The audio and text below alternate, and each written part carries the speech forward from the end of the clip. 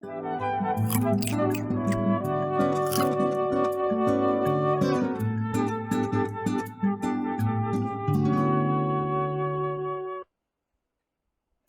everybody, and welcome to Healthy Bites.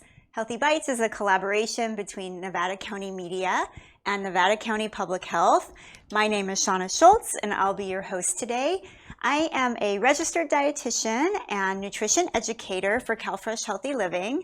And CalFresh Healthy Living provides nutrition education and physical activity education in the community. And I'm very excited to be here today to show you a recipe that is easy, it's tasty, it's healthy, and it's affordable. So in today's episode, we'll be making banana pancakes. And March is actually National Nutrition Month, and the theme this year is food that connects us. So when I thought about that theme, I thought about food that was maybe nostalgic or comforting, and pancakes came to mind. But we're going to put a healthy twist on them. So let's go ahead and get started. The healthy twist is we're adding bananas into the pancake batter, and we're also using a whole wheat flour. So our first step is to mash the bananas. So in this bowl here, I have 2 bananas. We want to get about a cup of mashed bananas. So we're just going to give them a quick mash. And this is a really good use for your bananas that are really ripe. You know, you can put them into a muffin, a pancake mix, or into any kind of batter. You can also freeze them and use them for smoothies. That's what I do at home a lot. And if you don't have a masher, using a fork would work just fine. All right, we'll just do this a little more. I like to have a little bit of texture so I don't get them completely creamy. But you can do whatever works for you. Get that off of our masher here. And then we're going to put the rest of our liquids into this banana mixture here.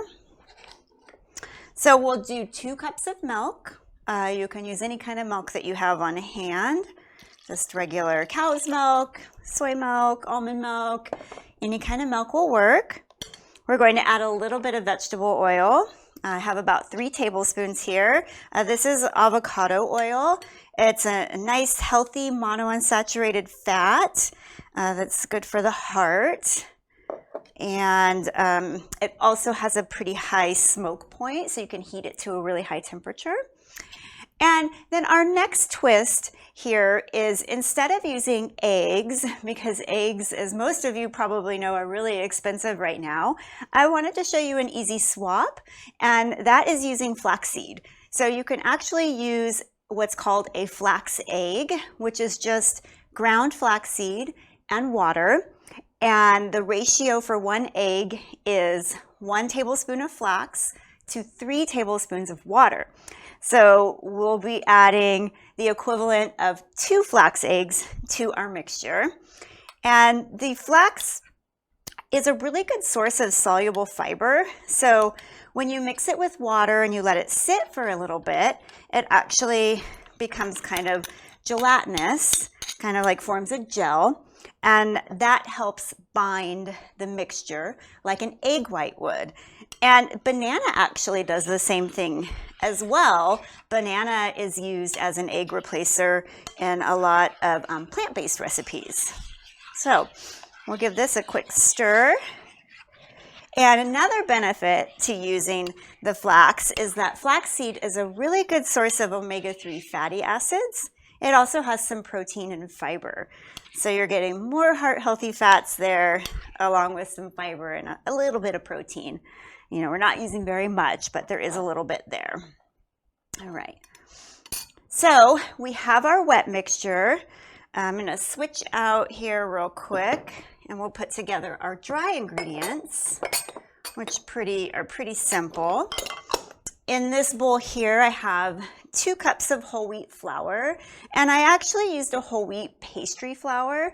It's just ground a little finer, so it works really well in baked goods. It won't make it as dense as like a regular whole wheat flour would, but you can absolutely use just a regular whole wheat flour, Or as an option, you can do half and half. Use like a white flour and blend it with some whole wheat flour.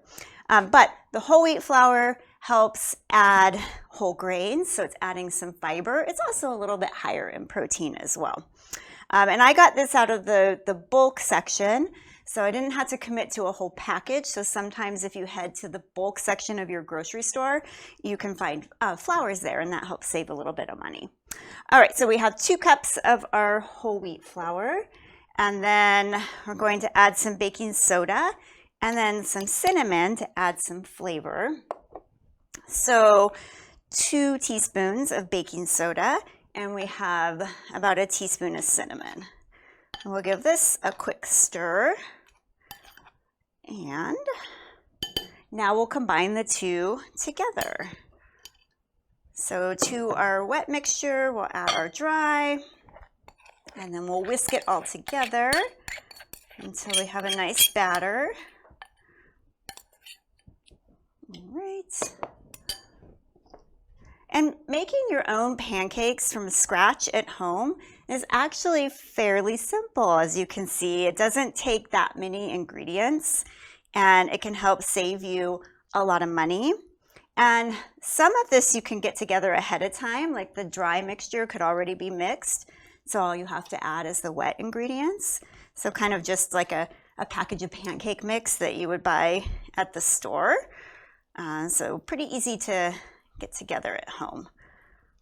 All right, so we have everything in here mixed together. So we're ready to cook our pancakes. All right. Get this out of the way. All right, so the skillet over here is over medium-high heat, and you could use some nonstick cooking spray, or you could just drizzle a little bit of oil into the pan, which is what I did. I just used the same avocado oil that we used for the pancake batter itself. All right, so we'll let this cook, and the trick for pancakes when you're cooking them, well, the tricky thing sometimes to figure out is, when do I try to flip that pancake? Well, what you want to look for is after it's been cooking for a while, you'll see these little bubbles that start to rise to the surface of the pancake, and that's a good time to check and see if you're ready to flip. So it doesn't really take that long when we have it at a higher heat, so we'll probably need a little bit more time here. And in the meantime, we can talk about what we're going to top our pancake with to add just a little bit more nutrition to our meal. There's lots of different things that you could add on top of the pancake. I really like to add peanut butter, and I like to add fresh fruit. So for today, I brought some peanut butter, and this is just some fresh ground peanut butter. You can fresh grind your peanut butter at a lot of stores, which is a nice option. And then I have some extra banana that I saved on the side, so we could add some sliced banana on top. But I might also do sliced berries or fresh raspberries. Really anything would work. And then I brought a little bit of honey to drizzle over the top as well. And then of course maple syrup is always good. It's, you know, kind of like a pancake staple. But I think that peanut butter and honey go pretty well together. So we're gonna do peanut butter, banana, and honey. So it's almost kind of like a sandwich in a sense. All right, so I'm starting to see some bubbles that are forming here. So I'm just gonna give the pancake a little lift. And you wanna just make sure that it's a little bit browned on the side that's on the skillet. And we are about there. So carefully, this is where the art comes in. We're gonna try to flip it without being too messy. And we did it. I'm always happy when I get it flipped over and it's still in one piece there. All right, so this recipe will serve about 6 people. So it makes quite a few pancakes. You can find the recipe on eatfresh.org, which is a great place to go for healthy recipes that are affordable. And then, of course, you can watch, this video for all the details as well. And that's where the recipe is in case you want to print it out or see the list of ingredients, etc. And I think we're about ready to get our pancake on the plate. Right, so get that off. I sometimes like to cook extra pancakes and then freeze them so I have them for a later date. So it's almost kind of like making your own, frozen waffles. You have them in the freezer. They're all ready to go. You can pop them in the toaster or the toaster oven. All right, so we're gonna get just a nice, good smear of peanut butter on here. You could also use almond butter if you wanted, whatever your preference is. We'll get our sliced bananas on top. And then we'll drizzle some honey. So we've boosted our pancake with some whole grains, some healthy fats from the flax, and we have and the bananas, of course. And we've got a nice healthy pancake. We're all ready to dig in. And thank you so much for joining me. I hope that you get to make this recipe at home, and I'll see you next time.